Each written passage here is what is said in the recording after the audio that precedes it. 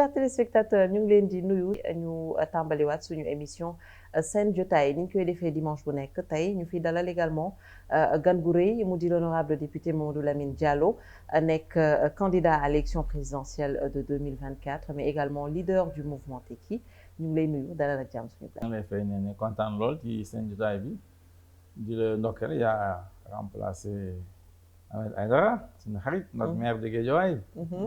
Le grand-maire. Le grand-maire. di leen ne bon tabaski. alors nañ def attention parce que dégg naa séeréer yi ñu ngi jënd xar yi. Comme d'habitude. Ils ont tout pris. Ils ont tout pris. mais ñu ngi ñëw en tout cas c'est un plaisir ñu recevoir la fii tey naraw sekk ak yow waxtaan actualité ñu gis li gën a fës actualité mu di événement yi passé l'affaire Ousmane Sonko Adji Sarr après condamnation ñu gis li fi jot a am jéye yu fi jot a jur ay pertes en vies humaines mais également ay dégâts yoo xamante ne peut-être perdre loon na Sénégal ay milliards yu bëri ñu gis gouvernement def face à la presse ñu peut-être indi ay peut-être leeral ci jot a xew lan nga retenir déjà ci seen déclaration au gouvernement. waaw bon jàpp naa ne déglu naa leen attentivement mooy ponctuer un peu la ñu wax depuis le début. Événement yi c'est nouveau c'est pas nouveau quand même. ndax mars 2021 dund nañ lu mel nii. peut-être lii moo ëpp doole mais dund nañ à l'époque la ñu waxoon nee nañu dafa am ay forces occultes xamuñu ba léegi li forces occultes yi. moo leen déggoo démb bërki démb bu ñu waxee waxuñu li forces occultes. essayer donc donner ay explication situation bi nu mu demee c'est vrai que élément déclencheur yëpp mooy procès Ousmane Sonko. Bon maintenant dans le fond ñun suñu ko xoolee avec du recul à mon avis jeunesse sénégalaise moo kontaan kooku moom war nañ ci ant jeunesse bi mooy révolté wu en réalité autour de pour cent soo gisee yenn débordement yi sax yu mën a am man jàpp naa ne loolu moo tax ñoom nag duñ ko nangu mais si on regarde froidement la situation froidement Sénégal juróom-ñaari millions Sénégal ñoo war a nekk di jàng ñu leen di former loolu moo fi nekk à tous les niveaux ñu école primaire wala daan lañu war a jàng jar leen former leen évidemment pour ñu wut liggéey pour ñu am liggéey pour ñu mën a njëriñ loolu mooy àddina loolu mooy société noonu la war a doxee mais ci juróom-ñaar yooyu soo xoolee école de la République maanaam aussi bien ak état beeg privé yeeg les écoles communautaires soo leen dajalee ba ñu dem ci université yëpp matuñu 3 millions. alors ci daara yi ñun xool nañ ko gëstu nañ ci ñoom Thierno Ka yooyu bind nañ ci ak yooyu bu institut islamique mais matuñu 1 million nen ci école yi. école ci daara yi. 3 plus 1 ça fait 4 sur 7. oui 3 millions yi fu nekk kenn mësul wax loolu fii ci Sénégal PSE sax waxu ci dara 3 yi fu nekk mécaniciens yi nee nañ yenn 600 000 ak ñoom bon juróom benn téeméeri junne loolu la ñu wax. bon nappkat yi soo demee Guet Ndar dañ leen gis après ñuy jàng béy ñuy jàng sàmm mais ñooñu ban formation la ñu am ban éducation à la République ban éducation à la citoyenneté ban éducation au patriotisme déjà loolu problème soo jógee ci loolu nga gis ne chaque année il y a 300 000 Sénégalais yoo xam ne dañoo bëgg liggéey. qui arrivent sur le marché de l'emploi. waaw gouvernement bi ay 30 000 lay joxe maximum 30 000 loolu moo fi nekk ñeneen ñi nag ñu buuxante dans le secteur informel wala ñu mën a ñu gën a dëgër dem ci diaspora bi jaar dans le désert libyen léegi dégg naa Guatemala nañu aw. c'est ça la situation de la jeunesse sénégalaise. alors mais qu'est-ce que cela veut dire que tey peut-être révolte bu populaire wala jeunes yi di révolté wu yëpp c'est dû à cela et que le gouvernement n'arrive pas à décortiquer ce message. yaakaar naa nanguwuñu ko décortiquer parce que lu may wax ni yàgg naa ko wax seen daje assemblée nationale ñoom la leen di répété mais évidemment duñ ma déglu bon gars yi ne bu tax nag moom dégg naa da ngay xëcc genn bi loolu la ñu wax mais fan lañ toll parce que nag moo taxit xale yi ils sont en révolte moo tax keroog ma ne effectivement Macky Sall moo tooñ xale yi oui parce que d'abord daf leen diggoon ay liggéey defu ko non seulement defu ko mais ensuite c'est que yoon bu mu jël nee naa ko doo ci génn ñu di ko contester bañ dem mbëkk miir bi récemment mars 2021 quand il y a eu les événements nee na moom il a créé des fonds xaw ma pour 300 milliards pour pouvoir jël les jeunes xëy yu ndaw yi ay emploi vert dugg na fi génn fële nee na 140 000 bon ay 80 000 il fait 90 000 très bien mais 140 000 c'est quoi sur 10 ans ñaata la accumulé 150 000 au moins par an ça fait 1 million 500 000 au moins t'as 1 million yoo xam ni ñu ngi taxawaalu 140 000 sur 1 million c'est combien? Donc c'est rien par rapport à la grande masse. Exactement. Et loolu buñ ko caaxaane. C'est ça la vraie question. Alors la vraie question, le président de la République pourtant moom moo taxaw mars 2021 ne carrément aux jeunes je vous ai compris, j'ai compris votre message. Donc depuis lors ñu ngi essayer mais y a rien derrière, c'est ça que vous voulez dire? Ah oui, y a rien. Moo tax man di ko Macky 2% quoi, Macky 2 sur 20. Ah ben oui. C'est petit, hein, 2 sur 20. 2 sur 20, ñoo ngi ba dee ñoo suñu prof mais 2 sur 20 dañuy bari sa copie quoi en rouge bind ci 2 sur 20 voilà Macky daal loolu laa koy defal mais c'est dramatique. Moi je suis jeune, je suis fort, intelligent, j'ai du talent mais le système bi mooy refoulé jeunes système bi moo leen di refoulé jigéen ñi tamit la même chose moo tax ñuy daw si ginnaaw calebasse foo dem ñu la su ma demee Salem Mata financement nga dem Kër Massar yoon lay wax qu'est-ce que ça veut dire ça? Mais en 12 ans su ma la déggee y a pas une bonne politique de jeunesse les femmes n'en parlons pas donc la situation est quand même assez grave et suñuy jël loolu yëpp peut-être di ko dajale on va dire que l'affaire Ousmane Sonko Adji Sarr c'était juste un prétexte mais il faut comprendre il faut aller au-delà de ce qui s'est passé. Exactement élément déclencheur parce que effectivement c'est un fait qu'une partie de la jeunesse ñu ngi déglu Ousmane Sonko lu ko dal neexu leen mais dans la grande majorité ñu ci ñuy révolté wu situation bi moom moo tax et loolu mooy situation bu ñuy vivre donc c'est pas une politique de jeunesse c'est une politique économique parce que ñoom soo leen déggee dañuy wax ne on a changé le visage du Sénégal mais kenn santu leen loolu le visage non. mais loolu tam c'est quelque chose. mais avant kan ngay am visage bu rafet da ngay am tànk yu dëgër am loxo yu baax ah oui su boobaa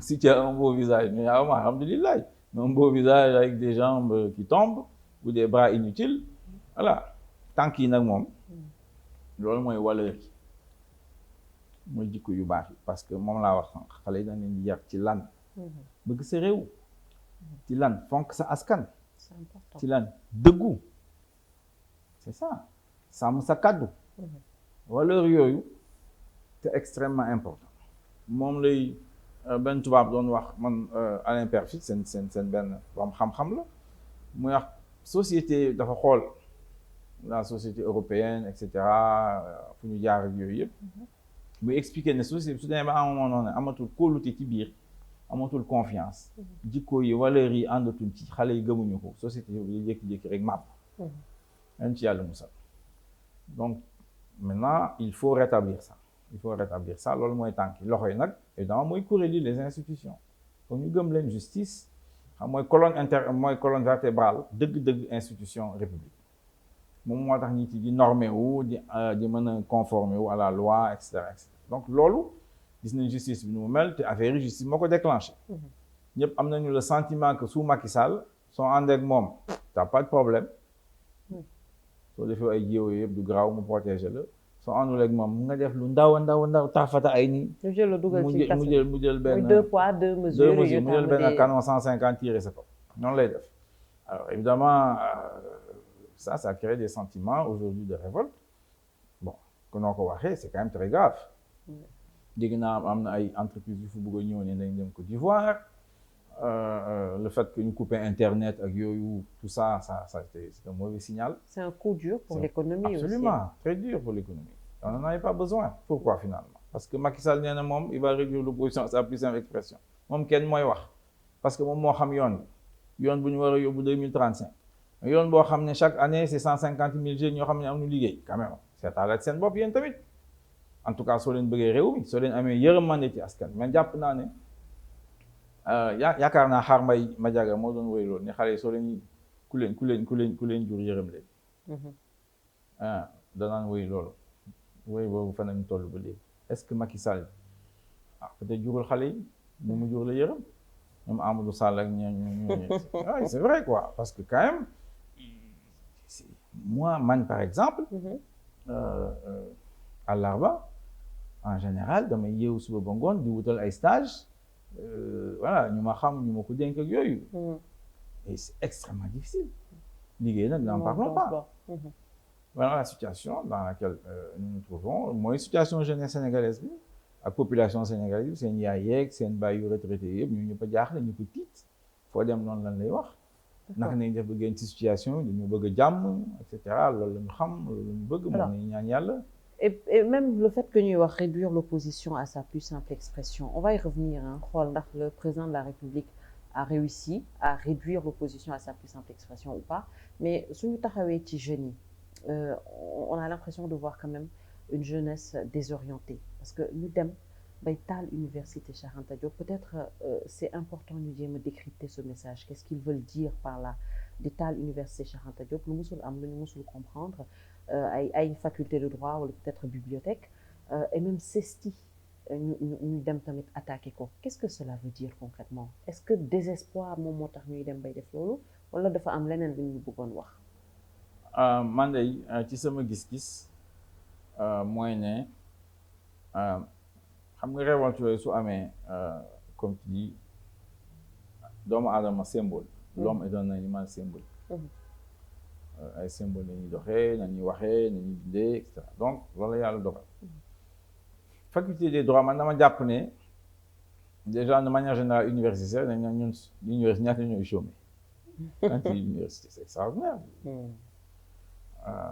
j'ai un ami burkinabé moo doon expliqué ne ma étudiants et chômeurs yi ñoom ñoo daaneel Blaise Compaoré alors loolu déjà lu am la mais en plus ici man jàpp naa ne bëggoon nañu wax ne le droit bu ne ñu jàngal amul njëriñ wala du dëgg te loolu nag dëgg neexul ba neexul Ismaïla Madior Fall c'est lui le responsable ah bon ah oui nu mu nekkee responsable xam nga Ismaïla dëgg-dëgg bon c'est un homme intelligent macha allah peut-être trop intelligent d'ailleurs suñ ko wàññi woon tuuti nañu arrangé mais mu yem ak ñun niveau waaw ñooñu niveau day xale lu ñoo day dox suñu main quoi ah voilà jàpp na ni vraiment moo ñu mën donc daf ñu mën nañu foyer comme il veut et c'est ça qui est dommage parce que dëgg-dëgg bon xam nga Sénégal constitutionnaliste danañ mës a wekk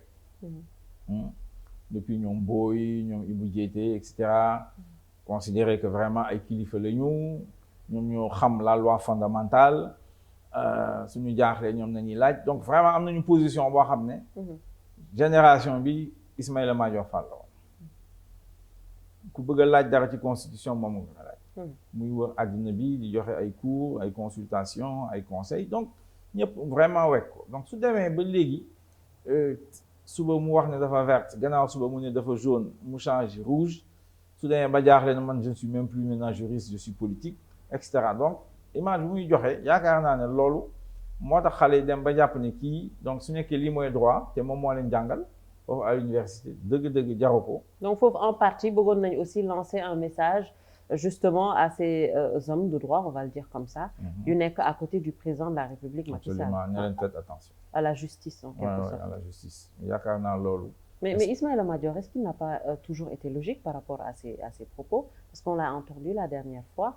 ci waxu troisième candidature bi certes on avait vu une décision Ismaïla Madior taxaw carrément ne suñu waxee nul ne peut faire plus de 2 mandats consécutifs on s'adresse à l'homme en tant que tel donc foofu y a pas lieu d'interprétation ñu gisaat beneen yoon mu ñëw wax en principe mais la dernière sortie moom mu ngi wax toujours ni que peut-être bëggul wax torop ci mandat bi mais il a toujours été conséquent ci ay propos. Vous ne l'avez pas vu comme ça? Non, non, non. Non, non, du non, tout. non. Je pense qu'il fluctue. ñëw na assemblée et cetera moom laay wax rek day dox suñu mandat moom ñoom ñoo élaboré réforme 2016. man jotoon naa ko def question écrite d'ailleurs au gouvernement sur la question. Oui. maa ngi rek tonton. Donc xam naa exactement comment il a réfléchi ni mu changé. ñoom ñoo waxoon c'était verrouillé et effectivement même à l'époque il y avait des gens qui avaient des doutes mais ils ont dit non l'interprétation elle est unique c'est celle-là. Donc tey mënatu am beneen interprétation. Il n'y a pas lieu. suñ ko defee dañ fi andi situation boo xam ne du ñu xam fu mu jëm. suñu yaakaaree ne conseil constitutionnel mooy décider ah yaakaar naa ne dañuy nax seen bopp parce que sénégalais fu ñu toll tey déception désespoir du ñu nangu mukk conseil constitutionnel taxaw ne Macky Sall mën na nekk candidat kooku moom na fi jur loo xam ne kenn ñaanu ko yàlla kon vraiment nañu génn ci loolu et ñoom moom Ismaïla Madior Fall et les autres qui enseignent le droit nañu xam ne jàpp nañ ne droit science juridique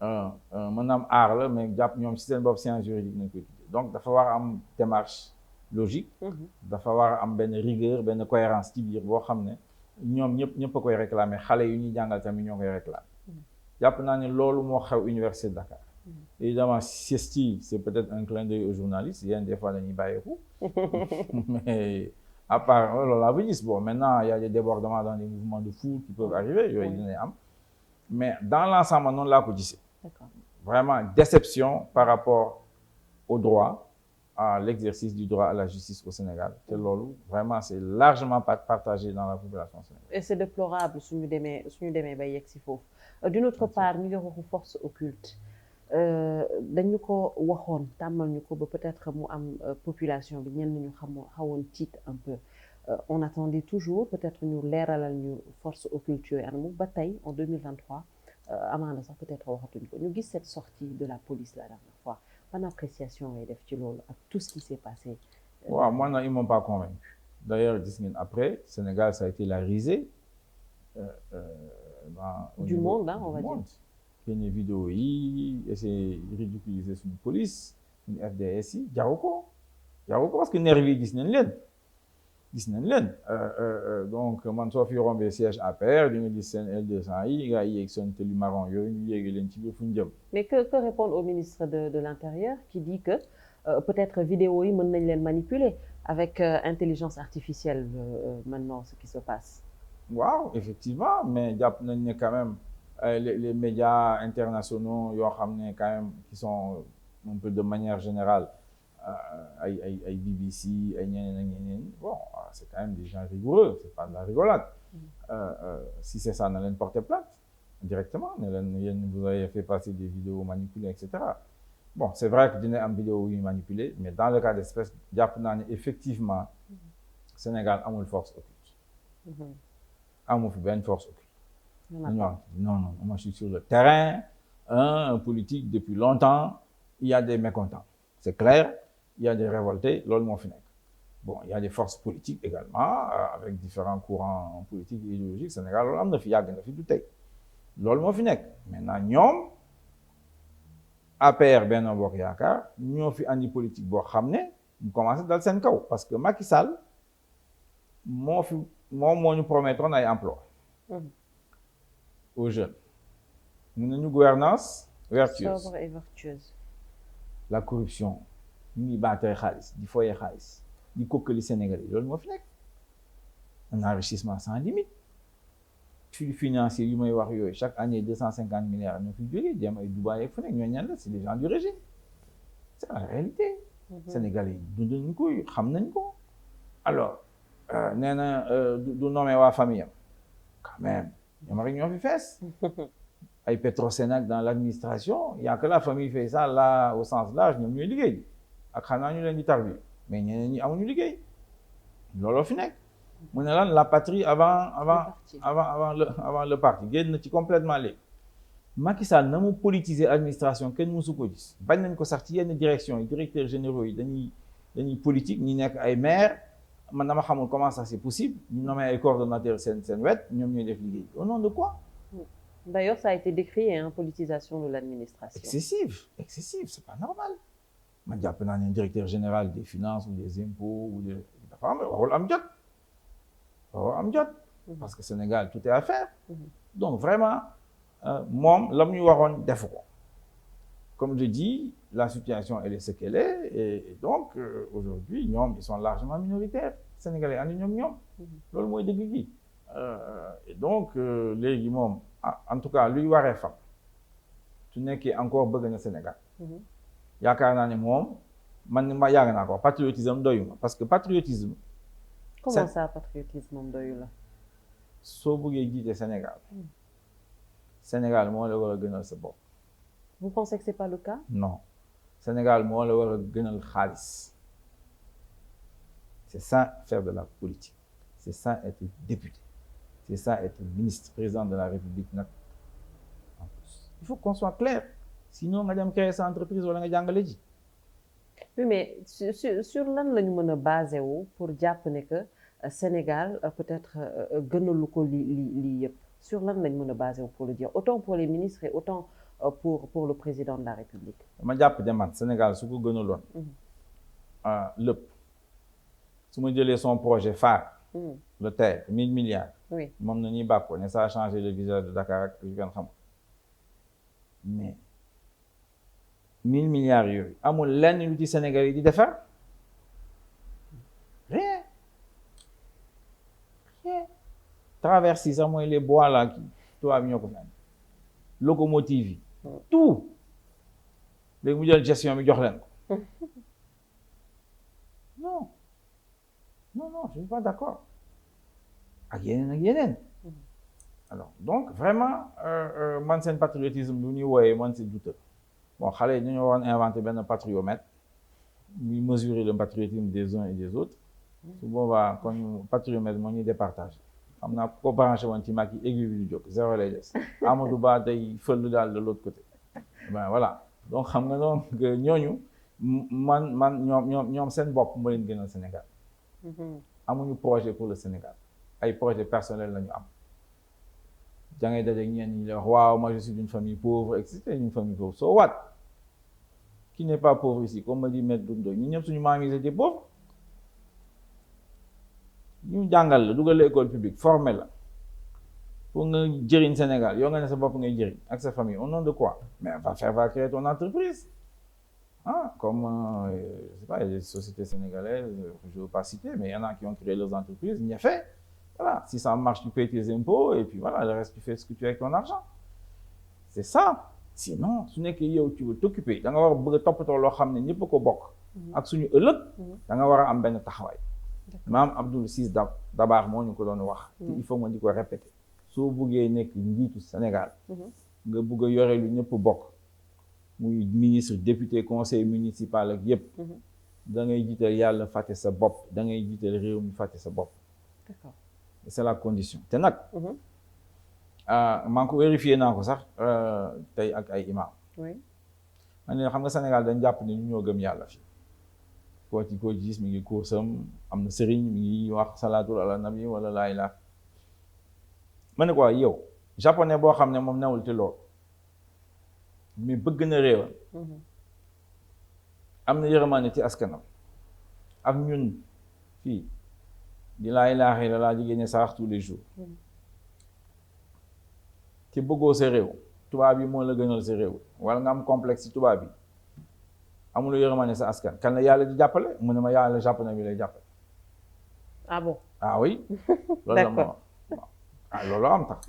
D'accord foofu moom xam naa duñ fa sori mais d'une autre part aussi dañoo gis parce qu'il faut une sortie de crise actuellement ce qui se passe yaa ngi koy wax tout à l'heure président waxoon ne que day réduire l'opposition à sa plus simple expression waxoon naa dinaa la laaj ndax réussir na ko ou pas mu woote dialogue ñu gis ñi nga tenir par rapport ak dialogue boobule peut-être jël ay kàddu sax teg ko ci kaw kii di Khalifa Ababacar Sall wala ay questions teg ko ci kaw kii di Khalifa Ababacar Sall donc qu'est-ce qu'on peut retenir du dialogue selon vous président il n'est pas prêt aujourd'hui pour un dialogue sincère wala tendre la main à l'opposition pour un dialogue sincère. non jàpp na ne xam nga Macky Sall dafa génn ci gouvernance démocratique pourtant loolu moo ko fal. xeex troisième mandat Abdoulaye Wade ñëw na sax ba signé ñu suñu charte de gouvernance démocratique des assises nationales même su ko gëmulee signé na ko. donc démocratie lañ doon wax affirmer la démocratie génn na ci loolu. Évidemment bon réduire l'opposition à sa plus simple expression yaakaar naa ni mënu ko def. Évidemment les forces de l'opposition les partis de l'opposition les hommes politiques mën na leen galgal mën na leen daaneel wàññi seen doole avec les moyens de l'État c'est clair mais la force de l'opposition mooy mécontentement la doon wax surtout des jeunes kooku mënu koo arrêter on n'arrête pas la mer avec ses bras donc léegi man gis naa ne moom en fait moom sax bu mu doon def benn ci dialogue mi dafa ne man bàyyi naa Ndiou Ndiaye mooy bi passé avant bi waaw deuxième bi donc juste après bi mu faloo 2019 waaw donc moom ci yooyu la nekk c'est la ruse xam nga gars yi ñoo leen di jàngal loolu quoi dans leurs histoires triangulaires là ay la ruse ay Ndiou Ndiaye ay naxaate yooyu bu dagan na man gëwuma loolu man gëwuma tàppale waaw je n'y crois pas du tout yaruñu ma ci loolu te gëwuma ko personnellement du ma tàppale gëwuma tàppale gëwuma taaba Ndiou Ndiaye doo non dama jàpp ne nit ki da nga war a dugg soo buggee toppatoo lu ñëpp bokk waaw da nga war a dugg sax si na. Qu'en est-il de ce dialogue alors? dialogue bi man gëwuma ko parce que Macky Sall day régler la muy régler ba pare ci guddi gi waxtaan ak ñu ma waxtaan ak ñëpp ba pare ñëw wut habillage te loolu man inventé wu ma ko Oumar Sarr ci boppam moo ko wax presse bi ñëpp dégg ko mu ne dialogue bu njëkk bi habillage la woon pour génne Karim Wade yóbbu ko Qatar donc ñoom d'accord woon nañ ci lépp ba pare kenn yëgu ko ñu bëgg a woo nit ñi ñu ñëw toog ñu def seen espèce assemblée générale wax fii ko fii après ñu ñëpp d'accord nañ ci ay te ñu ànd non. kon bii tamit même chose. même chose deuxième bi aussi c'était la même chose. créer ay commission yu dul jeex environnement mine et cetera en réalité lu mu ci doon jublu mooy dàq locales yi génne ci parrainage pour les élections locales et puis copter ñu mu war a copter ñoom Idrissa Seck ak ñoom Oumar Sarr ñeneen ñii mu ne leen xaar leen ma su ma paree naa leen jël si ci loolu lañu toll. fan lañu toll léegi ñooñu lay waxtaanal ñoom léegi donc léegi man teguma benn kàddu awma problème personnel ak Khalifa Sall. même Macky Sall sax awma problème personnel. c'est que Sénégal fu mu ko buggee jëmee doxalinam ànduma ci te duma ko négocier waaw. mais on a l'impression ci sa biir questionnement que da nga bëgg wax ne que peut-être Khalifa Sall day deal en quelque sorte ak président de la République Macky Sall est-ce que mën nañ ko jàppee noonu. Non du loolu ma question n'était pas en fait moom la gaa ñi di wax dégg naa ay samay naataango député c'est dommage d'ailleurs parce que man respecte naa leen d'ailleurs loi règlement intérieur Assemblée nationale jàpp na ni nous impose de respecter les députés donc puis parce que mois yi passé on a bien travaillé tout et tout mais quand même am naa droit ko poser question Khalifa Sall. Bien sûr. Macky Sall maa ngi koy poser question ça nga ko poser question ñoom ñu kontaan. ñu doon suñu posé question Khalifa Sall waruñoo kontaan Khalifa Sall ma am problème moom 2009 su nekkee maire am naa ci sama loxo kenn du ko weddi fii Benno Siggil Sénégal man taxaw naa pour mu nekk maire bu ma dugg ci détail 2014 quand même ñoom ñii xamuñ ci dara laaj ñu Khalifa turo taxawu sax si sama gémmiñ la génn awma problème personnel ak moom il se trouve que intercoalition Yewwi Wallu mais am na lu ma ci liggéey depuis 2007 maa ngi ci ginnaaw pour man c'est notre stratégie on a abandonné même notre organisation politique tekki mais dañ ci war a liggéey parce que Macky Sall foog ñu nangu assemblée nationale ci loxoom sinon dina dal suñu kaw 2 fois dem naa prison c'était Khalifa Sall waxtaan ak moom ci dossier yi alors yàlla dimbale ñu jógee ci local situation bi demee ni mu war a demee mu bind ci caisse tekki ne l'occasion se présente cette fois-ci si on s'organise bien mën nañu nangu assemblée nationale ñoom sax gëmuñu ko woon au départ ñoom Khalifa ñoom Habib Sy ak yooyu il a fallu que ñu dem ba Macky Sall wàññi le nombre de députés sur la liste nationale à ce moment-là ñu ne on n'a pas le choix il faut qu'on s'entende ñu ci liggéey ay des nuits entières man maa ngi foon quand on négociait l'accord maa ngi toog ñu ñoo ko doon négocier virgule par virgule bu mu paree ñu woo Khalifa ak Lamine Thiam ñu signé ñu génn campagne ni ñun cohabitation nañu imposer Macky Sall dégg ngeen ma wax ko loolu ngeen naroon d'ailleurs loolu ngeen bëggoon waaw commission d'enquête parlementaire yu ma diggoon yëpp keroog ci sama benn diisoo ngir tekki Sénégal am na ku ma interpellé ne moom Lamine Diallo ànd suñu commission d'enquête yi yaa ñu jugoon cohabitation ne dañuy nangu cohabitation ci loxo Assemblée nationale ci loxo Macky Sall su boobaa à ce moment-là opposition bi y aura aucun problème ku bëgg a dem élection di nga dem élection parce qu'on va voter les lois qu'on doit voter et cetera. D'accord. Alors c'était ça notre projet man loolu laa jaay waa tekki même maître Abdoulaye Wade je l'ai convaincu ak Lamine Thiam ñu toog. alors ngeen ñu dem ànd ba ak nekk moom dem bloc voté ji Yewwi à Dakar Abdoulaye Wade a voté Yewwi à Dakar ak man parce que Dakar la ñuy voté n'est-ce pas? Oui. L'affaire est tombée à l'eau. Ok? Bon. Alors, évidemment, il faut poser la question. Khalifa Sall, c'est le président de Yewwi, la conférence des leaders, moom moo signé. Moom moo signé. Alors, la liste titulaire de Yewwi tombe, am waruñu ci laaj dara. Au nom de quoi? Waruñu laaj pourquoi c'est tombé. Bu mu tombé Déthié xuloo ak Saliou Sarr yow man dugguma ci. Man waxuma ci dara musuma ci wax. Mais j'attends le bon moment et c'est le bon moment. Mais pourquoi attendre maintenant pour en parler? Parce qu'on a vu... J'en parle maintenant parce que Khalifa est allé discuter avec Macky Sall au niveau de son dialogue national. Xelam dal na comme mi ngi waxaloon ak Macky Sall mën naa ko laaj léegi ne ko nag léegi comme yaa ngi waxtaan ak yow ak Macky Sall c'est ton droit le plus absolu mënuma ci dara de toute façon mënoo ko tere n'est-ce pas? Mais suñu liste titulaire boobu on comptait sur ça en particulier te jàpp naa ne loolu su amoon Ousmane Sonko il serait député kenn du lever noonu aussi facilement son immunité parlementaire am ak yu mel noonu situation bi sax beneen la naroon demee. mais c'est que suñu demee. c'était ça mon analyse. et je veux que ma suñu ma bañee tontu ñu ma mais en tout état de cause l'histoire. Mais est-ce que vous avez une idée derrière? Parce que je pense que suñu demee quand même bay poser wu yenn question justement ci instant bi c'est parce qu'on a une idée derrière. Est-ce que vous avez une idée derrière par rapport à ce qui s'est passé? Moi je fonctionne pas comme ça. Je suis un scientifique wax naa leen ko et je négocie pas avec les Sénégalais par rapport à l'esprit scientifique. waaw moo ko négocier parce que loolu moo tax tubaab bi rew ñu coloniser waaw loolu moo tax suñu maam yi ñun suñu bàyyi ne doo leen dem ci daara jàng alxuraan da ngeen di jàng mathématiques sciences physiques def nekk ingénieur donc du ma ko négocier kenn te yàlla ànd na ci. D'accord. yéen tamit ànd na donc. du ma fi nekk di yooyu ñaari yëf moo mën a am mais ou ils ont fait une erreur. Oui, et c'est ce qu'ils ont dit d'ailleurs. Ce qui est extrêmement grave pour moi. Pour moi, loolu gën a grave lépp. Le fait de faire une erreur. Ah oui. Parce qu'on maîtrise tellement bien qu'on ne peut pas se permettre de à faire une erreur. À ce niveau-là, ku ci def erreur na nga bàyyi politique. On n'est pas en train de nous amuser. Donc soit ñoom ñoo def erreur wala beneen hypothèse bi. Beneen hypothèse bi, ils l'ont fait par calcul politique. Ah bon. loolu mën na nekk.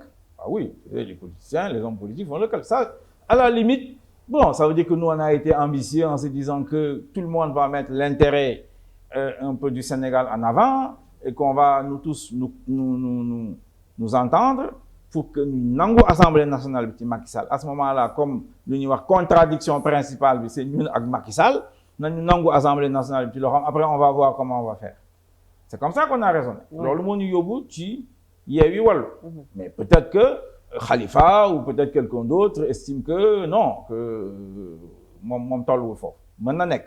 Ou alors si mais par calcul politique ba bàyyi président de la République mu nekk enfin entre guillemets majoritaire à l'Assemblée nationale calcul politique amaana yegg na foofu. Ah oui, mën na am. Tu sais, en politique tout est possible hein. On est dans science hein, donc il faut pas l'exclure. D'accord. Comme yaa ma laaj quelles sont les hypothèses sur la table. du ma accuser comme sénégalais ñuy def wala di wax ne damay yaakaar léegi man newuma ci loolu. parce que joxe ay hypothèses. waaye ay hypothèses su ma wóoroon dama koy wax carrément lii la. teg samay voilà ne ko lii voilà ragaluma leen de toute façon ñu ma xoxatal c'est pas possible. Donc maintenant là si c'est des erreurs dañu juum écoute moi je vais pas confier les affaires étrangères à quelqu'un qui fait des erreurs comme ça. Ah non, je suis pas là en train de m'amuser là. C'est le Sénégal qui est en jeu, c'est l'Afrique qui est en jeu. Le Sénégal fait partie de l'Afrique qui est l'enjeu du monde. Dans l'encore tous les jours. C'est pas de la rigolade. Chinois yu fi ñëw, chef d'État yu fi ñëw, du caaxaan moo tax ñu fi ñëw de. Waaw Sénégalais yi ñoom Macky Sall waa APR ñoo yaakaar ñoom dañu fi nekk ci caaxaan que voilà il faut faire la bringue et cetera. Non, on peut pas faire des erreurs sur une question aussi simple. Voilà. D'accord. C'est inacceptable. D'accord. Pour un homme politique, pour tous les hommes politiques d'ailleurs qui prétendent diriger le Sénégal, qui prétendent être des ministres ou des députés, loolu man duma ko nangul kenn. Rigueur bu ñuy woote ak discipline bi ci ñun la war a commencer.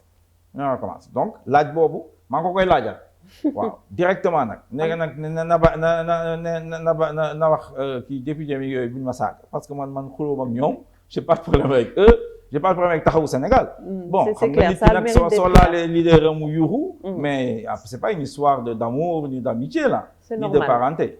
dina toog fii peut-être tontu à cette question. waaw dana ma tontu de. daañu ko invité. waaw waaw ala kulli àll dana ma tontu. alors beneen bi mooy le dialogue yow nee nga dialogue bi peut-être toog nañ ci nekk président de la République xam na bu baax a baax lan moo nar a xew ci dialogue boobu ñuy laam-laamee waxu pousse peut-être élection présidentielle. 2026. voilà 2026 alors jaakaar nga ni que mën nañ dem ba yegg foofu parce que 2011 metti woon na également te ñu ngi doon laam-laamee pousse élection mais. On l'a pas fait. Pourquoi maintenant? Non, bon, xam naa ne moom ça fait partie des hypothèses de travail de Macky Sall. Ah bon? Il vous l'a dit, non? Non, man du ma wax ak moom. Bon, de toute façon xam nga dafa ma xeeb nee na ma ñu laa du wax ak man. kon moom du wax ak man je suis tranquille de ce côté-là. yàlla moom mais dégg naa ko maa ngi ci dëkk bi. Normal. maa ngi ci dëkk bi. Quand même j'ai fait l'école polytechnique de Paris. J'ai fait l'école des mines de Paris. Et je connais le monde, hein. J'étais directeur de cabinet d'Alpha Oumar Konaré. Je connais le monde. J'étais avec Moussa Kaka. Moussa Kaka, xam nga MK, hein. Donc voilà, yu bari jàngal lañ ma ko. Kon nag vraiment hypothèse boobu man jàpp naa ne nañ ko tax ñoom parce que suñu bëggee Sénégal tuuti rek 1%, 1 millième war nañoo xam ne Sénégal mënul jël risque ne day dax élection présidentielle parce que ñun lu ñu ëppale ñëpp mooy suñu stabilité politique et démocratique moo tax ñëpp di xool Sénégal di xool Afrique africain yi ñu xool donc élection à bonne date dafa war a am donc bu ñu fi créer ay forces occultes bu ñu fi créer ay chaos pour mën a justifier ni dañuy daax élection yi loolu du fi am l'élection aura lieu au mois de février 2024 Macky Sall c'est vrai pétrole bi dugg gaz bi dugg na bon voilà mais moomu ko dégg naa ñuy wax ne moom moo xamoon fu mu nekk pétrole bi moom moo tax ñu gis ko c'est pas vrai ce n'est pas vrai man bu ma toog ak Ousmane Ndiaye de Petrosen mosuma ko nettali DG de Petrosen maak moom ñoo toog ci bureau pour la relance de la recherche pétrolière dans ce pays ñuy ngénte blog yi diviser blog yi fekkewu ko xamu ko est-ce que mu ngi doon liggéey à l'époque je ne suis même pas sûr donc gënuñu ko xam n'est-ce pas donc franchement nañu bàyyi suñu pétrole ak suñu gaz moomu ko askan bi moo ko moom d'ailleurs moo ko bind sax ci constitution bi léegi il peut pas être l'émir du Sénégal wala l'âme Sénégal wala l'âme toro Sénégal c'est pas possible su amee ñoo xam ne wala ay sëriñ ak ay féticheurs yu koy gëmloo dañ koy nax mais vous pensez qu'un président de la République dina toog ay féticheurs wala ay sëriñ di ko on est en gëmloo Afrique que il faut se maintenir au pouvoir que en tout cas am na de oui ay Sékou Touré ñoom c'est connu ça c'est le marabout de Kankan moo ko doon wax yu mel noonu mais ça existe on est en Afrique depuis l'époque du Ghana les pharaons etc. alors ñoom Sundiata ñoom comme ici il y a que ça hein c'est pourquoi d'ailleurs je dis il faut qu'on fasse un effort pour intégrer l'esprit scientifique dans notre façon de prendre des décisions. ça c'est important. Ça c'est important. mais donc da nga wax tout à l'heure ne dégg nga ñu wax ne que peut-être mën nañ pousse élection bi ba 2026. waaw mais est-ce que du loolu tax aussi ñu ñëw ba yegg si fii parce que il y a pas longtemps ñu ngi doon wax ne que président de la République dafa bëgg maintenir au pouvoir toog pour une 3e candidature et pourtant ba tey dégguñu président de la République wax ko. wax na ko. nu mu ko waxee. parce que nee na ni oui ni non et la réponse est non. oui ouais, c'est clair. ni oui ni non. ni oui ni non. Alors que la réponse est non ça veut dire que toi tu as changé d'opinion. xam nga loolu. oui mais à chaque fois qu'on a entendu le président wax ci mandat en 2016 on a entendu bi muy waxu référendum bi c'est pour justement pare ci ay questions mandat moo tax mu verrouiller constitution bi. bind na ko ci téereem boobu. au 31 décembre 2018 le président a été très clair. wax ne du présenté wu mais clarté boobu muy am ak assurance boobu noonu dégguñu ko benn yoon mu taxaw ne je vais me présenter pour une xam nga on parle français dégg naa le français c'est une langue xaw ma subtile ou nuancée et cetera donc moom il a toujours dit non à la question oui. si yeewu suba ne ni oui ni non ça veut dire que c'est oui d'accord. ça veut dire que c'est oui voilà léegi nag tey xool kan lay mën a wax oui ak naka la koy waxee pour yow mu ngi ci logique boobu ba tey. troisième dialogue am bi lam ci wut mooy loolu ñëpp ànd ak moom ne ko mën nga def oui bon ñi nekk foofu ñëpp. waaw mais waa wàllu ñu ngi fa aussi. waa PDS pas waa wàllu parce que maa ngi ci wàllu te demoo. maa doon président coalition wàllu dew ma waa PDS ñoo dem foofu su leen neexee kenn mënu leen tere c'est quand même un parti un grand parti dirigé par un grand président mais man ànduma ci parce que man wóoluma Macky Sall parce que jàpp naa ne mi ngi ci njuuj njaaj bugg dugal ñi ci dans des situations yoo xam ne et puis ensuite moment bi ba mu doon lancer dialogue bi mais nee naa moom à la limite na def des gestes de bonne volonté ñu libérer journalistes yi ñoom Pape Ndiaye ak yooyu ñoom Serigne Saliou Gueye. ñoom Serigne Saliou Gueye waaw de yor ak yooyu wala mu commencer sax libérer les jeunes qu'on a arrêtés dans les manifestations ou les gens de Pastef yoo xam ne on est en train de les rafler tout et tout bon sur les bases bon il te fait une déclaration ñu interpréter ko ne xaw ma appel à l'insurrection et cetera bon c'est un peu facile. Donc les conditions ne sont pas réunies pour dialoguer ou pour un dialogue sincère. Normalement, à mon avis. Oui. À mon avis, les conditions ne sont pas réunies. Macky Sall n'a donné aucun signal pour faire un dialogue sérieux. Et puis dialogue, c'est pas 150 personnes. Toi, on ne peut pas dialoguer à plus de 7 ou 5. Moi, dans un conseil de sécurité, nous beaucoup limité à un nombre. Et ils n'ont pas tort. C'est des questions qu'on doit discuter au Sénégal. Les questions qu'on doit discuter au Sénégal. Aujourd'hui, pour la politique, pour aller en 2024 dans de bonnes conditions, parrainage bi la. Donc, le directeur général des élections tient de là, il est expérimenté, tout et tout. Il a l'habitude de réunir les experts électoraux des partis. Nous avons modifier, des propositions. Alors, ça le dialogue. Pas besoin de dialogue. Pas besoin de dialogue. Mais c'est des concertations techniques normales sur le processus électoral. Et sur la question des candidatures, parce que nous sommes à 8 mois de l'élection présidentielle, candidature où un certain Karim Wade, candidature où Khalifa Sall, un certain, bon, Macky Sall, on n'en parle pas, Ousmane Sonko également, donc peut-être c'est pour parler de ces candidatures également. On a besoin de parler de ça, des dialogues. Non, mais n'en ont pas besoin. Mais c'est pas ça va avant de dialoguer. Macky Sall moo ko sombi moo koy naan moom moo leen tëj moom la moo leen tëjlu n'est-ce pas Karim Wade CREI ñu ne ko mais CREI tu sais c'est pas une institution reconnue etc. mu foncé ok d'accord Khalifa Sall bon les fonds politiques ou les je sais pas quoi de la mairie mu tëj leen léegi mu dem ba ne man daal ñii bëgg naa ñu dellu si waat ci processus électoral. Mais il n'a qu'à régler le problème, on n'a pas besoin de dialoguer pour ça. Maintenant, par exemple, et je pense que c'est possible, bon, c'est vrai qu'ici les juristes ils vont dire que je raconte des histoires, mais man fait qu'il y a quand il a fallu en Côte d'Ivoire que Alassane Ouattara, vu la situation qu'il y avait là-bas, évidemment, c'est pas la situation du Sénégal quand même, parce que, mais avec la communauté internationale, Gbagbo a pris un décret pour autoriser Ouattara à être candidat à la présidentielle. Situation exceptionnelle. Il a fait ça. Donc vous pensez que le président de la République su ko bëggoon da koy def na def benn décret bu ñu sonal ak seen i dialogue yi di lekk suñu xaalis du ñu tympaniser. Il n'a qu'à prendre un décret, il dit de son candidat et puis c'est terminé. Et puis c'est terminé. Mais loolu du président de la République rek soo bu ñu sonal ak dialogue yi donc ñu wuyu ji dialogue yi également. ñoom ñëpp laay waxal ñoom ñëpp laay wax bu ñu tardal. C'est ça qu'il faut faire, c'est tout.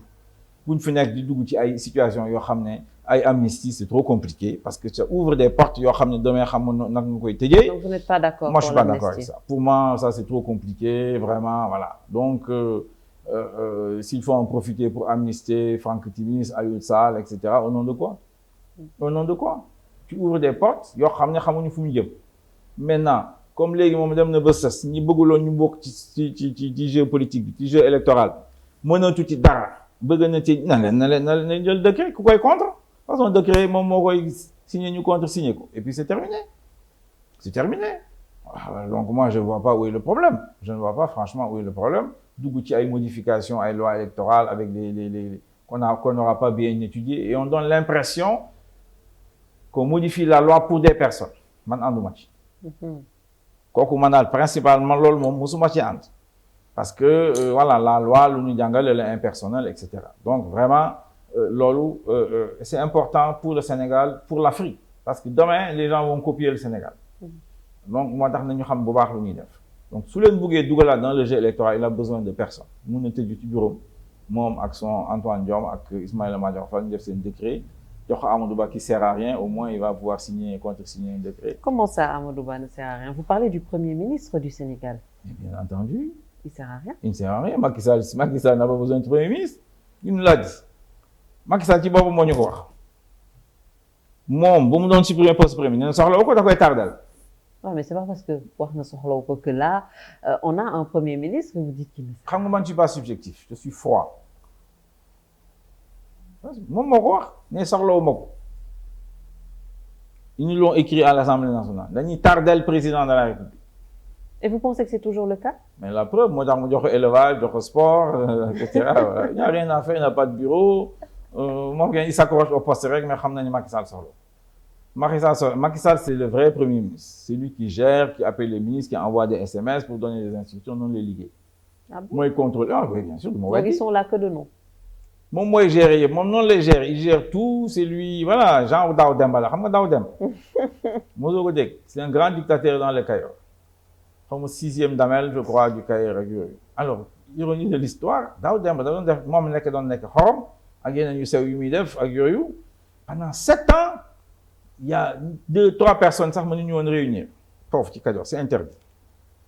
Il y a un doomu magam ku ñuy wax Madior. moo ko daaneel. Tax ko mu dem Waalo. Alors ma gisee Madior Fall bu ko Macky Sall andiwaatee ci wetam ma ne cey Madior mi moo koy daaneel. ñu ko dugal ci guuta mu daan. te ñu ngi ci yoon.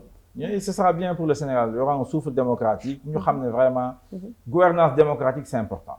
D'accord. xam na nen. Dinay dégg ci ay vidéo bërki dee maa ngi demoon Daaru Salaam benn kilifa ma daje mu ne je comprends pas pourquoi l'Afrique est pauvre. Avant, il y avait des instituteurs autour de Senghor. Maintenant, on a des experts, des ceci, des professeurs d'université.